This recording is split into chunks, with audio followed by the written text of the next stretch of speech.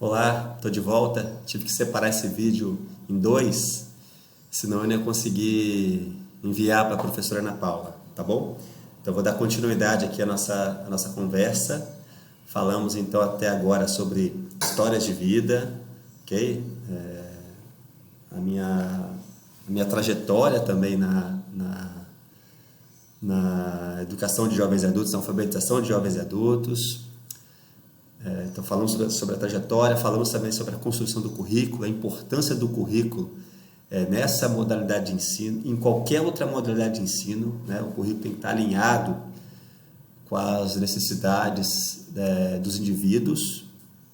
Então agora a gente vai entrar em outra parte, que é o terceiro tópico, que é a relação professor-aluno e histórias de vida, ok? Então eu vou compartilhar a tela com vocês novamente para a gente continuar discutindo. Então, a relação professor-aluno, eu separei para entendermos um pouco mais sobre isso. Claro que a gente não pode deixar de falar sobre Paulo Freire, né? Que foi um mestre nesse aspecto. Que a relação entre professor e aluno deve ser horizontal e não vertical.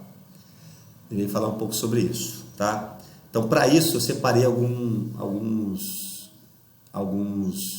depoimentos dos meus alunos, né?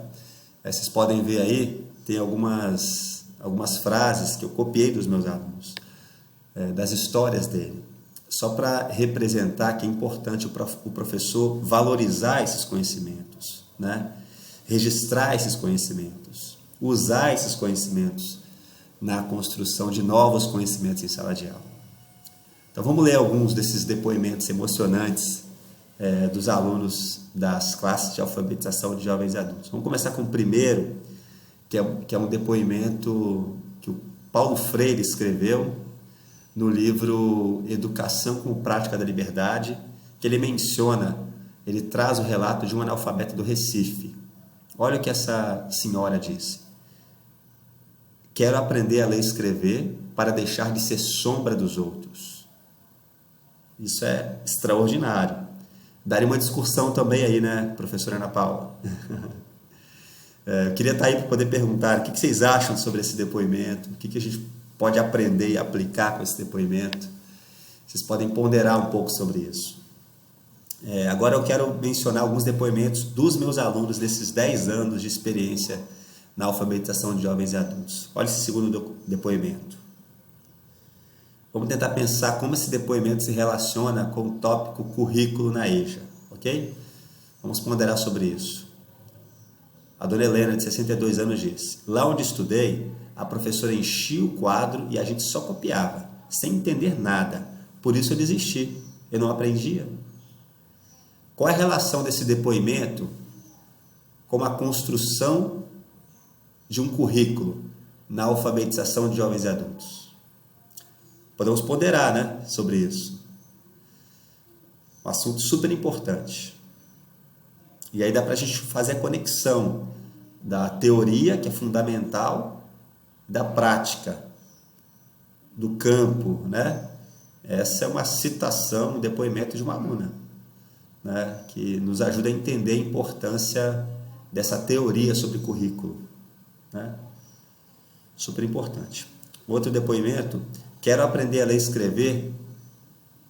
Quero aprender a ler para poder ler historinhas à noite para minha filha de 3 anos de idade.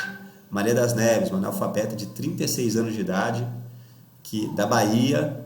O sonho dela era esse. Ela não queria fazer ensino médio, nem fazer outro curso. Não, ela só queria ler historinhas para a filha dela. Outro depoimento: quero aprender a ler e escrever para ler os nomes dos ônibus.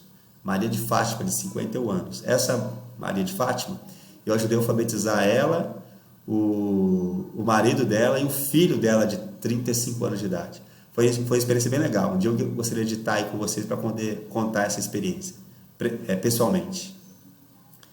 Outro depoimento: na igreja, canto no grupo das mulheres e não consigo ler. Quero aprender a ler a Bíblia e o caderno dos hinos.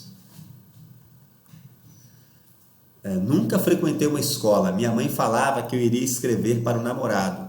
Então não me deixaram estudar. Não vou desistir. Agora quero aprender a ler. Dona Onofra, 72 anos, tive a chance de ajudá-la a escrever o próprio nome, pela primeira vez na vida. Ela escreveu o próprio nome, foi muito legal, foi uma experiência muito especial, assim, emocionante, muito legal mesmo. Quero aprender a ler e escrever para poder fazer um curso. Desistir jamais. Essa era a frase do nosso curso de alfabetização. Trabalho em restaurante em Pitanga. Não é fácil chegar cedo na escola. Que bom que estou aprendendo a ler. Dona Ivanildes, ela era chefe de cozinha, se relacionava com as receitas, mas não sabia ler e escrever. Isso também, né, professora Ana Paula, deu uma discussão boa, né? Ela não precisava, e eu queria que todos os alunos pudessem pensar, né? Como que a Dona Ivanildes lia as receitas? Quais experiências ela tem em relação a esse assunto? Qual é a relação dela com a escrita, com o trabalho? Ela era chefe de cozinha e não lia uma receita. E era uma das melhores cozinheiras do restaurante. Cozinheira já há mais de 30 anos. É um ponto importante também. Morava em uma aldeia em Aracruz. Aqui na Serra, uma moça de uma igreja me ensinava a ler na minha casa, Dona Leni.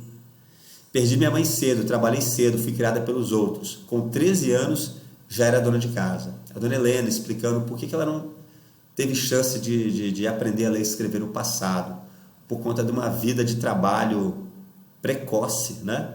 Com 13 anos, já era dona de casa. Esse depoimento é bem interessante também, quer dizer, todos são, né, interessantes, todos têm uma história incrível, né?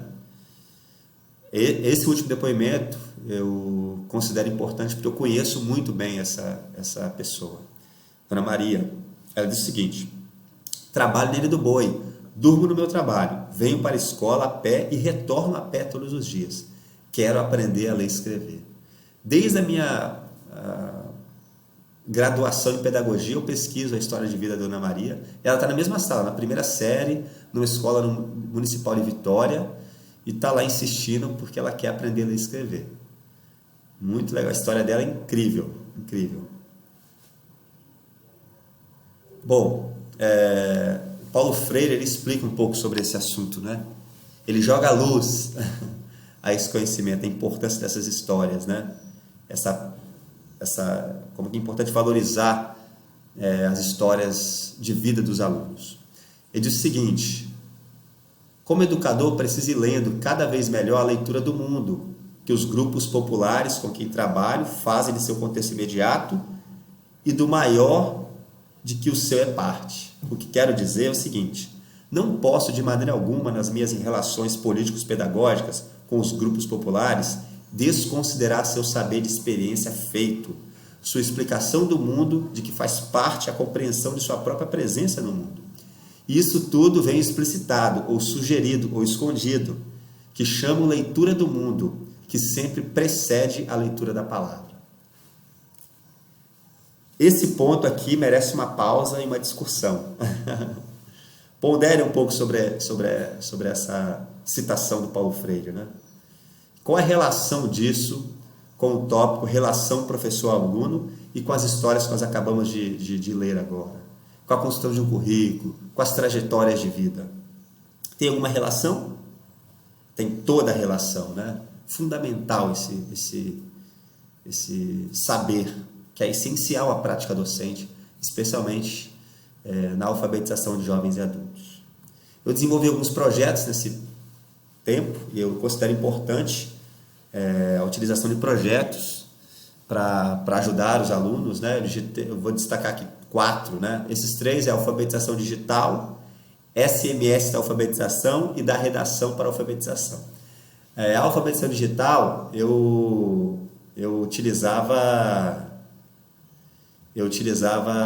criei um projetinho de alfabetização digital, ou seja, eu levava os alunos para laboratório de informática e pedia para eles digitarem o nome dele no Word, o nome dos seus familiares, né? Algo bem simples, só para eles entenderem que existem várias maneiras de escrever, e não só segurando o lápis, uma caneta.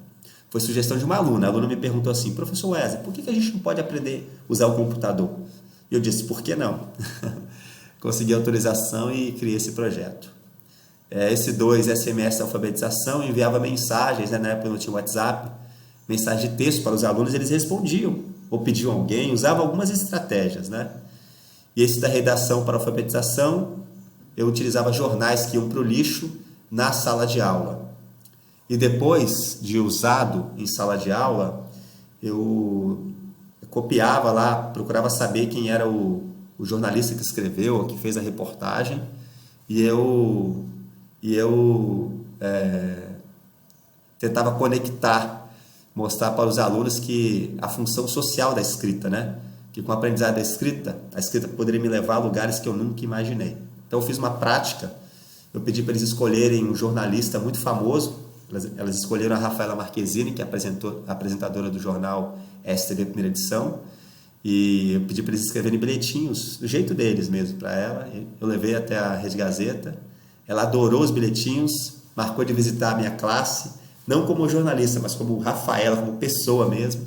Tivemos uma roda de conversa, que eu intitulei Roda de Conversa com Rafaela Marquezine. A gente fez alguns desses projetos, uma troca de experiência muito linda, e eu trouxe aqui algumas fotos, né?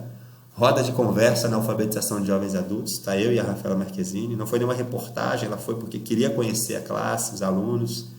Tivemos uma troca, ela contou sobre os bastidores da TV, que toda história é importante, toda história deve ser valorizada, e não somente aquela que é contada na TV, né? A gente abordou um pouco esse assunto, e os alunos contaram suas histórias. Então aqui meus alunos, em outro local que eu dava aula, e aqui também alguns dos alunos.